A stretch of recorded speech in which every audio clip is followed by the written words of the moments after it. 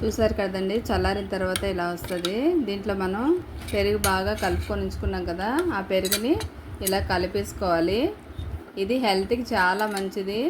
మనం మార్నింగ్ పెరుగు అన్నం తింటాం కదండి, అన్నం వేసుకొని అన్నం స్కిప్ చేసుకొని మీరు ఇలాగ రాగి జావలా చేసుకొని పెరుగు వేసుకొని కలుపుకొని తిన్నారంటే హెల్త్కి హెల్తీ ఉంటుంది. అలాగే మీరు అట్ ది సేమ్ టైం మీకు చక్కగా అన్నం రైస్ తింటే ఫ్యాట్ పెరగడం, లేకపోతే షుగర్ వాళ్ళకి, ఇలాంటి వాళ్ళకి ఇది బాగా పనిచేస్తుందండి. ఇలా ట్రై చేయండి. అలాగే కొంచెం సాల్ట్, అలాగే మీరు నిమ్మకాయ అయితే నిమ్మకాయ పిండుకుంటే ఇంకా టేస్ట్గా ఉంటుందండి. నిమ్మకాయ డైలీ తీసుకోవడం కూడా హెల్త్కి మంచిది కాబట్టి మీరు డైలీ ఇలా నిమ్మకాయ, పెరుగు, సాల్ట్ ఇలాగ రాగి జావలా చేసుకొని తింటే మీకు ఫ్యాట్తో పాటు చక్కగా హెల్తీగా ఉంటుంది. మార్నింగ్ టిఫిన్స్, ఈ అన్నం రైస్ ఇలా తినడం కంటే ఇది ఇలా చేసుకొని తినడం వల్ల మీకు హెల్త్కి చాలా చక్కగా ఉపయోగపడుతుందండి.